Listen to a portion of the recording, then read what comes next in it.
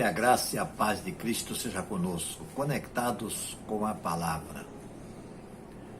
Graça, sim, qual é a graça? Geralmente nós fazemos essa pergunta quando alguém ri da gente por algum motivo. Está rindo de quê? Qual é a graça?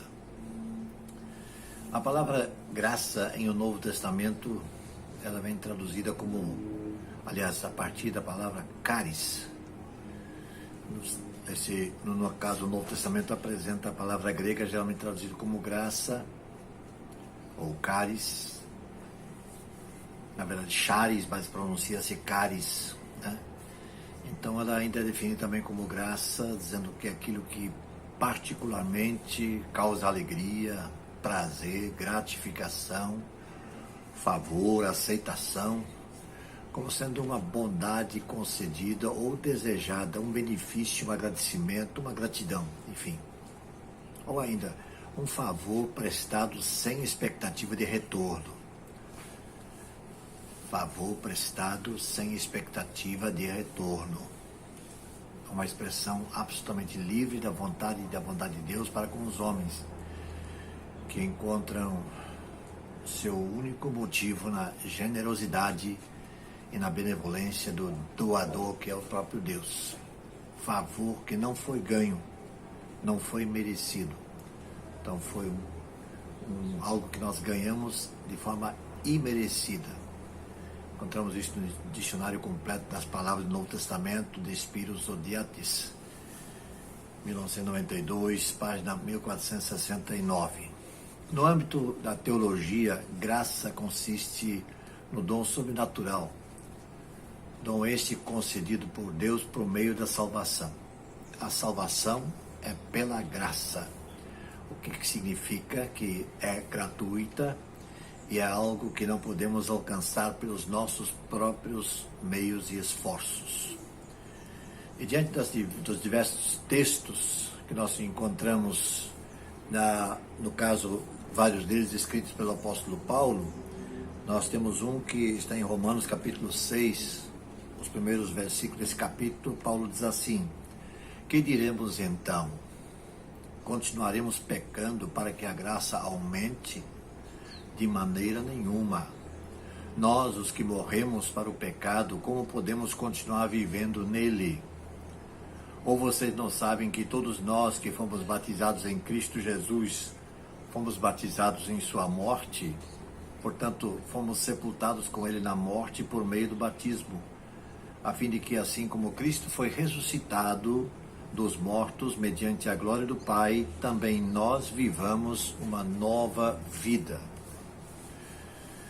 Nesse capítulo 6 da carta aos Romanos, o escritor, portanto, apresenta a resposta à ideia que é facilmente encontrada, a ideia de que podemos pecar à vontade, para valer, vez que a graça é maior que o pecado. Só que isso significa esquecer totalmente que há dois sentidos decorrentes da nossa união com Cristo.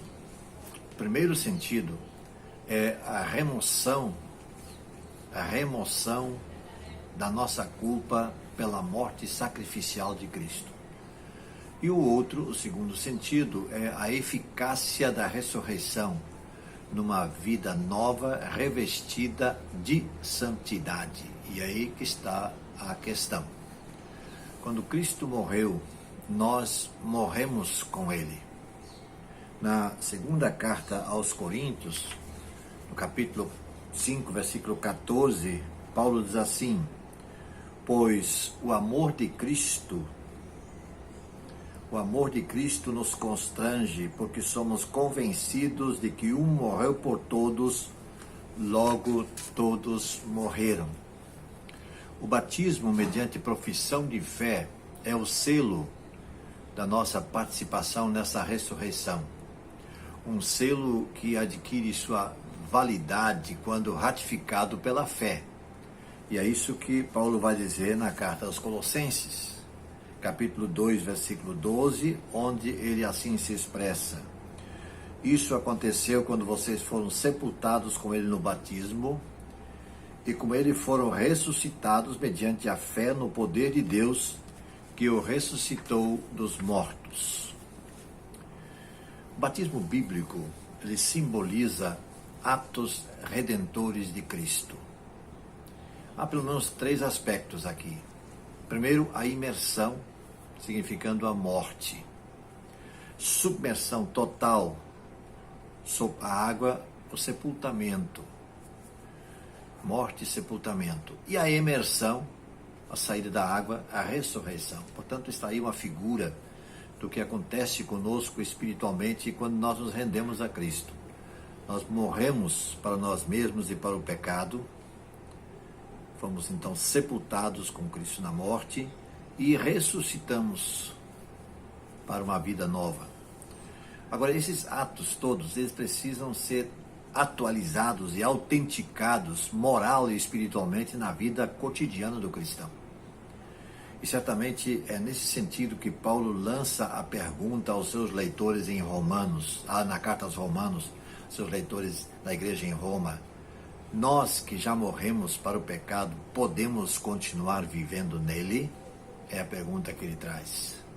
E aos Coríntios, na segunda carta, capítulo 5, 17, Paulo diz: se alguém está em Cristo, nova criatura é, as coisas velhas já passaram, eis que tudo se fez novo.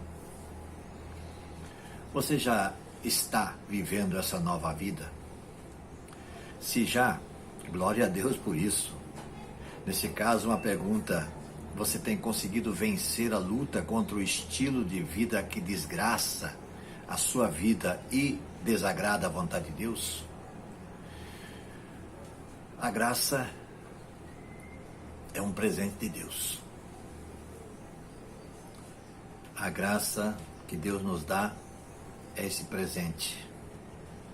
Mas nós não temos o direito de abusar desse presente. Devemos viver de acordo com a vontade de Deus neste mundo, que é um mundo onde o perigo nos cerca todo instante. As tentações são muitas, mas pela graça que nos é concedida e conferida, nós podemos vencer. Ele nos dá forças para viver uma vida equilibrada e uma vida digna de aceitação, primeiramente por Deus e também pela sociedade na qual vivemos. Que Deus nos abençoe. Se você puder dar uma paradinha no que está fazendo, vamos orar. Senhor nosso Deus, obrigado porque nos concedes pela graça a salvação por meio da fé. Obrigado porque um dia nós acordamos para esse fato e cremos em Jesus Cristo como nosso Salvador único e suficiente. Não queremos mais viver nossa vida anterior a esse fato, a esse momento onde nós começamos essa nova vida contigo. Mas queremos cada dia reforçar e reanimar o nosso caminhar com Cristo. Ajude-nos a ser mais do que vencedores. Oramos em nome de Jesus. Amém.